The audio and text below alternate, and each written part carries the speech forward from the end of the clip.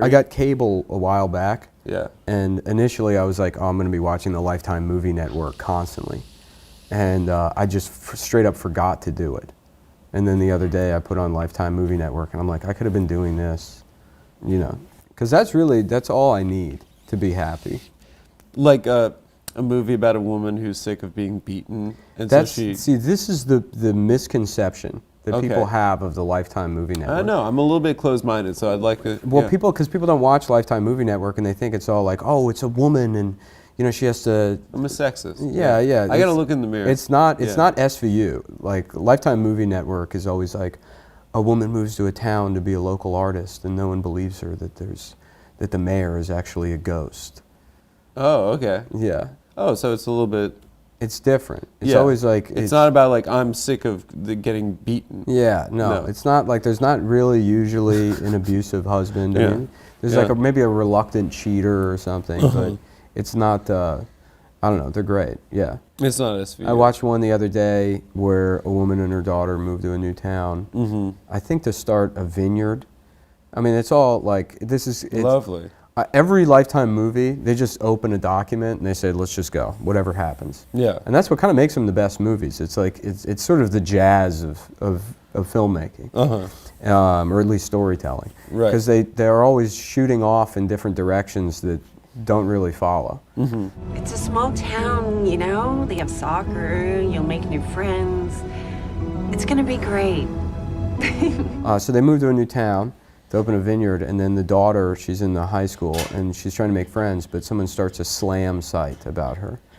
Oh, okay. Yeah. So it's a website that's, and then and then she's taken to look at this fatso. Yeah, she's taken, but she doesn't seem to care. Pig, whore. Yeah, she's like, all right. Everyone knows it was the cheerleaders, and they're all going to rot in hell eventually, so. But it said I had venereal disease. But then her friends are like, we can't be seen with you anymore. Oh. And at one point she's drugged at a party, and the whole soccer team takes pictures with her shirt just lifted up while she's asleep. These are going viral.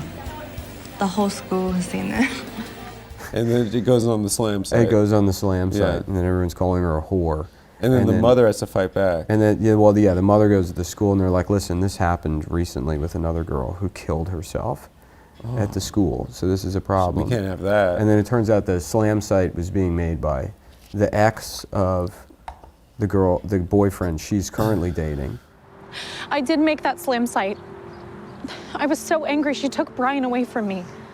But the real problem is that there's a murderer in the town that's after them. Oh, so it's kind of like a misdirect. Yeah, you think it's a slam site movie. Well, that's what I mean. You're like, I've seen these a million times. Right, it's a slam site, but how about there's a murder? The movie's called Murder in the Vineyard. Oh, okay. Which I probably have fucked up every detail, but that's the beauty of the Lifetime movie. This is a real movie? Yes. Oh, okay. Yeah.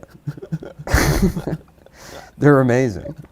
I love it. Cyber Seduction, His Secret Life is one of my favorite movies of all time. Let's break that one down for the audience. So it's a guy who's on the swimming team.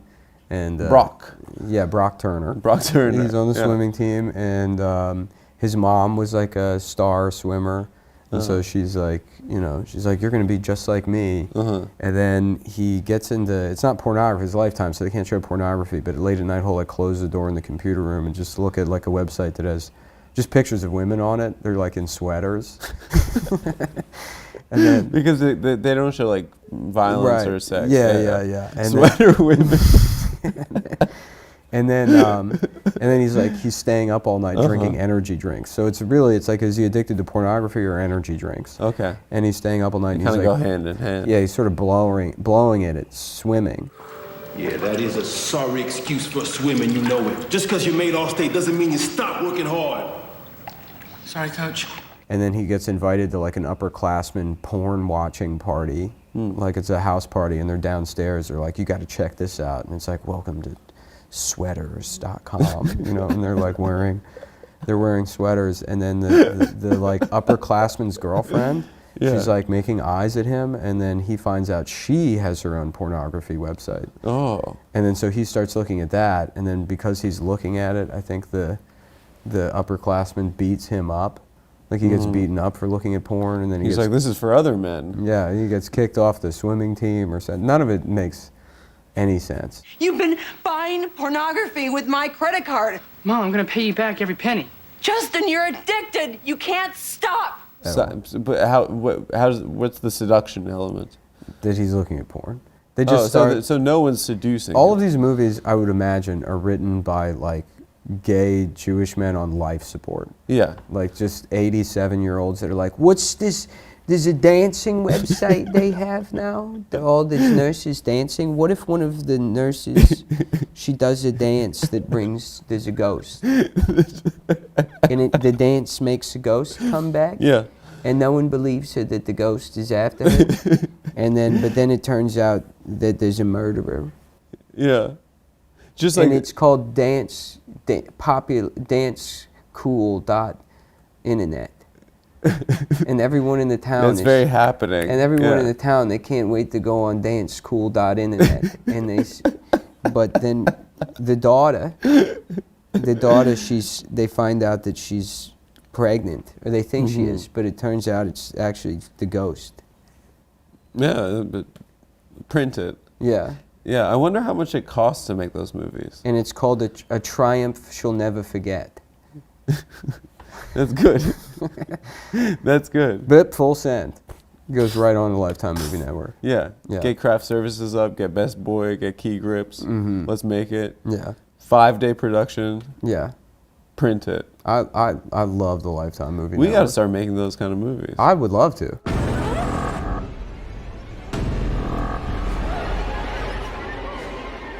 Yeah. Actually, let me pull up Murder in the Vineyard. There's this website, Lifetime Uncorked, which is a great name. Then they just recap the movies. Oh, yeah. Like you're having a glass of wine. You're having an entire bottle of wine. You're washing down some pills. Yeah. Yeah. A bottle of wine that I guarantee you has a screw-off cap and not a cork 100%. in it. Yeah. So, Murder in the Vineyard plot. Emma and her daughter Beatrice own a wine estate. Beatrice starts school and is continually harassed by the other students. Her mother does everything to protect her. I just hope she'll fit in. She's a city kid, you know? After growing tired of a hectic life in the city, Emma Kirk, they always have to leave the city to go to like the cover of a Nicholas Sparks book. It's kind of like a white, but it's like the white woman fantasy, right? Yeah, I'm gonna live a nice humble life. Well, the one I watched last night, it was a mixed race family. What? Black husband, Cheerios commercial daughter, white wife, and the wife's mother, who is a famous artist, dies. And she's also a famous... And she's left them. She's an internet famous. She's popular. She's a viral sensation for pottery. And so she has a popular Instagram page for pottery. And they moved back to the husband's hometown. Hey, Fletcher girls, look. Pulling into our new hometown. He was a musician, a famous musician, but had to move back home. And now he's starting an app. Oh, he's starting an internet company. Yeah. Rock star moves home, starts business with local nerd. Kyle, so good to see you. So there's a lot of scenes with him and his best friend, his white best friend from growing up, who constantly refers to him as, we're BFFs. I'm moving back home, starting a business with your BFF. Taylor's starting a new school. Izzy's mom. I know it's got to be hard on her. They say, you're starting a company. We say that. Yeah, you're starting a company with our BFFs. 47-year-old men. We're starting a company. This is my bestie, Nick. And the way the set of like the fucking the startup, it's just like a flat screen TV on a brick wall. Right. Just cool. a lot of glass like conference meeting rooms. And then the app is just WebMD basically or something. It's called, I think, Nurse 24. Oh, that's smart. Yeah. I'm developing a new app. It's called 24-Hour Nurse. It's going to save time and money. New healthcare approach. And so they're trying to get funding for this. So he's all stressed out at work, and they go to the new town, and their daughter's teacher is like, she's like obsessed with the husband initially, and she's like, you're so sexy. Oh, it's a girl teacher. Yeah, and then this guy's like oblivious to.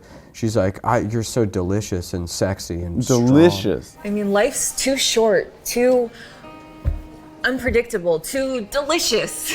Delicious. Don't tease me. At one point she goes, you're the only alpha male I still know. And he's like, well, that's very nice of you, but I have to get back to my wife now, You're like one of the only alpha males I've met lately. I mean, you're the man of the house. You're saving the world with your tech.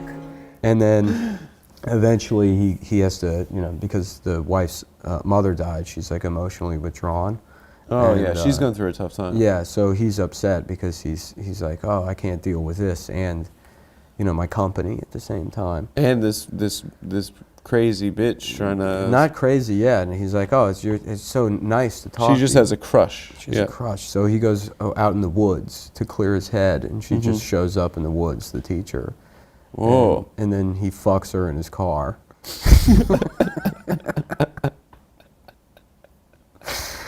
And then we could cut right to pictures, just as her on an iPad, replacing the wife's face with her own in Photoshop and a picture of his family.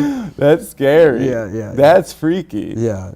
And then fucking the wife, eventually he just tells the wife, he's like, I cheated on you. And she's like, get out. Get out!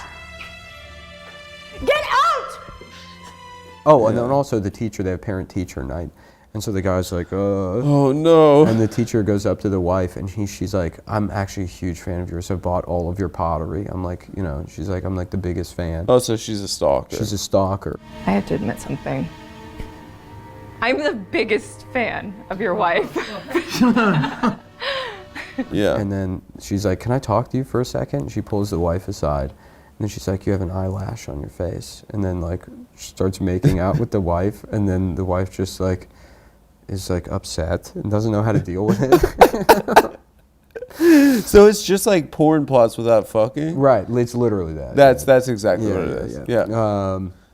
And then so she tells the husband to get out because he fucked the teacher. What, she made out with the teacher after finding out? No, before. Before. And then he tells you. So she cheated too? Yeah, sure. Yeah, sort of. He actually fucked the lady though in his car. Whatever. Yeah. She made out at parent-teacher She was like, night. why'd you do it? He's like, I don't know, I was lonely and your mom's dead. And then, that makes sense too. Yeah. And then she wasn't there for him. Yeah, and then eventually. And also, he's the only black guy in this town where he grew up. Yeah, and then so she sees that there's a car backing in and out of their driveway, so she calls her father-in-law, I guess it's his father-in-law. It's some cop. It's some older guy that's a cop. An older black guy. She's like, no, it's a white guy. She's like, can you look into this? There's a car outside that keeps stalking me. I don't know. I'm getting a really bad feeling about this. Are you sure? Yes, I'm sure. And then he sits her down at the kitchen table, and he's like, so we did a background search on Emma Strickland. Comes up clean, right? Look at this. Middle school, high school, no arrests. And then he goes, which is a huge red flag. It was too clean. Look at this. High school, college, no tickets, no debts. That's a red flag. And then he has a big red question mark on the sheet. He's like, so we did some more digging, right? We went through all of your sales receipts on your Shopify. Turns out Emily Strickland, pretty close, right? So we did a background check on Emily Strickland. Wow. Turns out she went to the same school that your mother taught at. In fact, you were one of her teacher's assistants. And do you remember her? She's like, no. And he says, well, it says here, we got her medical records. Okay. It said she had panic attacks back then. And she's like, oh, I do remember my mom saying there was a student with anxiety. And he's like, yeah, so we got her medical records, all of her grades. They have all of her grades. She got an A in this class. She had a 3.4. Red flag. She got an A in May Malcolm's Advanced Watercolor 133 class. She got an A in May Malcolm's Advanced Color Theory 431. Yeah, I had her grade point averages from school, from college, in another state. This is how he's building medical a profile. records. Yeah, he's like, we have medical records from another state. We have all this information. He's like, with what we got here, I could take this to a judge and get a search warrant.